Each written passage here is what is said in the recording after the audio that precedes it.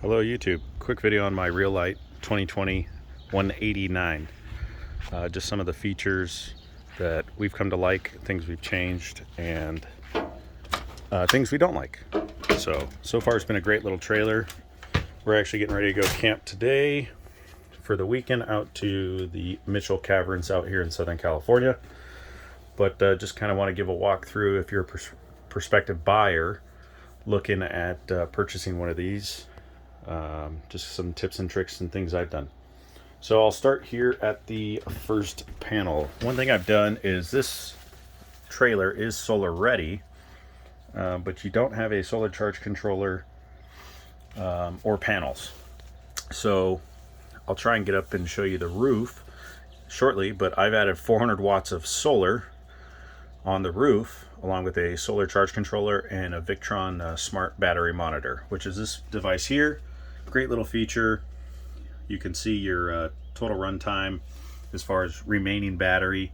Makes it really great when you're out camping. I'm a family of 5, or we are a family of 5, and we didn't realize how power hungry we were when we initially got the trailer and started camping. So the solar was immediately the next task to put on and get that going. And since having this, it makes it easy, especially through the app on your phone via Bluetooth. If you're running the TV or any type of electronics, you can then kind of see, okay, are we going to have enough juice through the night if we're going to run the heater, etc., you know, and kind of play it by ear. The other thing I did was the VoltWorks. It's a 2000 watt inverter or 1500 watt inverter. Let me double check if I forget. It's actually down here. Bless our mess. You can see all the storage, but it's down in there. And again, kind of another thing, not related to solar, but lots of storage in here for plenty of stuff to stash away should you need it. Extra blankets, water, stuff like that that you think you may not need initially, but it is there.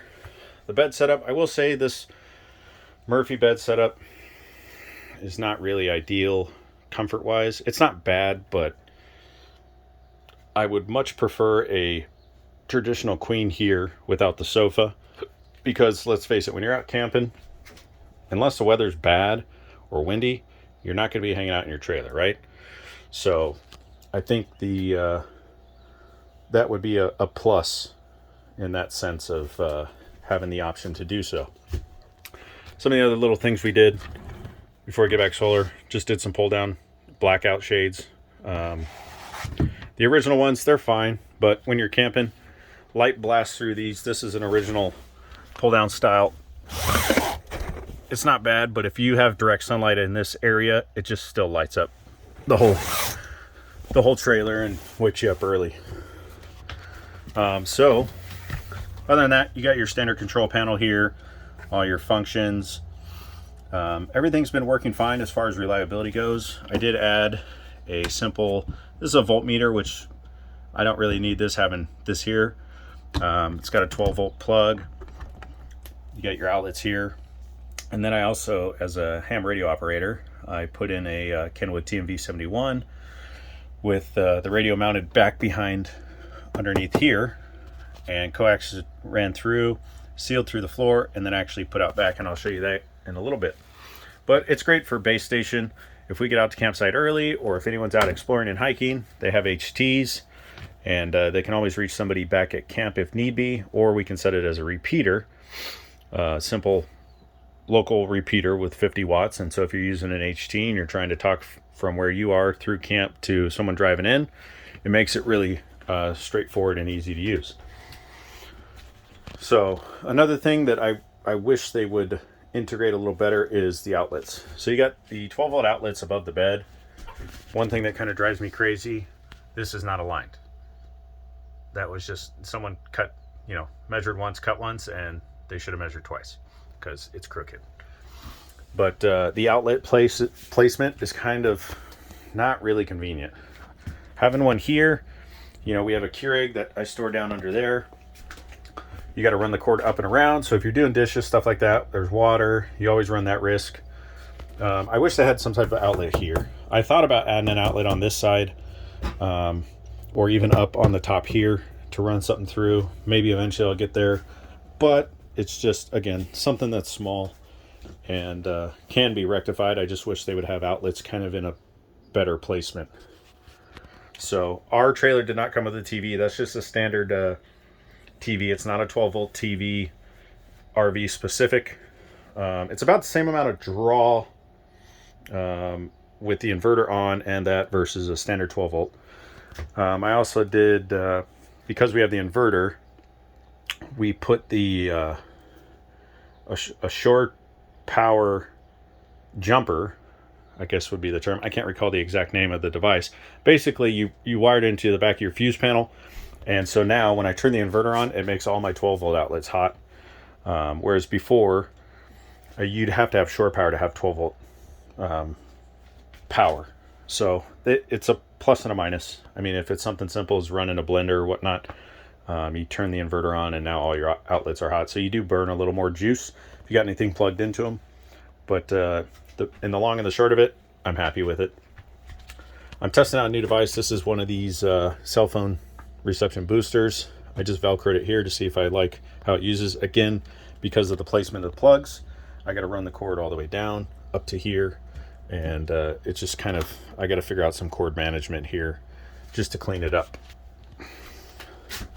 AC's worked fine the 2 times we've used it. Great size fridge. You can see here, like I say, we're getting ready to go camp, so we're starting to load up food and whatnot, but tons of space. Awesome for the size of a trailer, being about 22 feet total length with the tongue. Freezer works awesome. This fridge has been phenomenal. No complaints there. I throw a little bit of tape on this. This is supposed to keep the doors latched, but if you do any type of serious off-roading, get into a campsite, from time to time we go Death Valley and other areas, this latch will still swing open, and then you come into sodas and everything else on your floor, and it's a great time. It's like playing roulette. Magic Chef microwave that comes with it. This thing's awesome. Use it. Nothing super crazy. You can see it gets bumped around from time to time when you go into the dirt. We try not to do a lot of RV park camping. We do more boondock style. The other thing, moving on, the heater, with the one heater vent, it blows down. It tends to heat the floor pretty spicy. So you'll have one nice warm spot here. It heats the whole trailer just fine, but it's something that I'm kind of looking into to see if there's a better vent system where if it blows it straight out, or maybe it's adjustable where it comes up.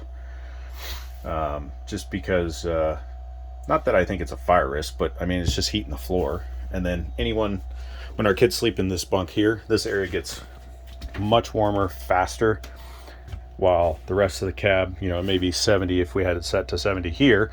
Over here, it's still in the low 60s. So sometimes you'll find that the thermostats, because of its location, it will just kick off. Not a huge deal. Again, I mean, we got blankets. It is what it is, but just a design feature I think would be great to incorporate maybe a better vent system down here. We have the max fan vents. We have 3 of them. We have one at the front there that you can see. We have this one here, and we have one in the bathroom. In the bathroom, I'm fine with it. These ones here, to me, kind of pointless. Either do one decent size vent, or don't do these. I mean, just my opinion on it. Some people may love them. For me, I haven't noticed a real big difference when I do run them. And that's 3 fans. If you were running 3 fans, you get ventilation for whatever reason without having the windows open. It does draw a decent amount of power. So some of the modifications bathroom wise, I'm still kind of up in the air on this one here. There's no mirror, there's no rack, nothing as far as this. So you're pretty limited in your bathroom. It'd be nice to have a mirror. We put this up. It's anchored into the wall. This, once we get to camp, we set our towels on here. I have my damp rid. As you can see, this bathroom, based off of the driving we do, if you're going highway, it's not a big deal, but everything likes to play trailer roulette. and you find whatever falls on the ground once you get to camp. So I usually store stuff in there and then kind of organize it accordingly. I did buy one of these little towel racks. It's just Velcroed on the top. I didn't want to drill anything into the door. And this is our Poop Panda. That's not the actual name, it's just an air freshener. So I'm gonna give this a try, and if it works out for us, then we'll probably go that route. Bunks are great, nice and soft, decent mattress, kids love it. I did buy a ladder because this trailer comes with no ladder. So this is one I bought. It was 60 inches overall length, I believe. It's not ideal because it doesn't hook, the side here doesn't hook on as, it's not as thick as some other trailers I've seen, but it works for the kids. They just have to be careful when they're climbing up, and it's a heck of a lot easier than either bringing a stool with you everywhere and having the kids climb up and down and then trying to move it with the door. So with this, it's just nice, it's small, low profile. They can climb up and down. It makes it easy for my son to climb up in here, who's 9, and they don't have to worry about falling out of bed in the morning when they go to get down and rolling an ankle and ruining camping. So again, I would definitely, would I buy this again? Yes, I would buy this trailer. It's perfect for our family of 5. My oldest son, he sleeps here. We convert this down when he goes with us. But him being 17, I'm sure he'll tend to want to not go camp with mom and dad, and it'll just be us and the little kids, and it's been a great trailer for that purpose. So let me see if I can climb up again with no ladder, and I can kind of show you the panel layout on the roof.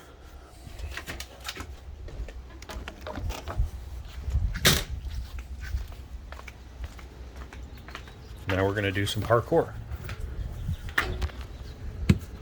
Okay, so this is about as good as I'll get for you. I got 3 panels there, another panel there. You can see the vents along that. Straightforward setup, easy to use. Definitely recommend solar to anyone that's going to be boondocking of any sorts. And yeah, if you have any questions, definitely leave a comment or reach out, and I'd be happy to answer them for you. Thanks. Take care.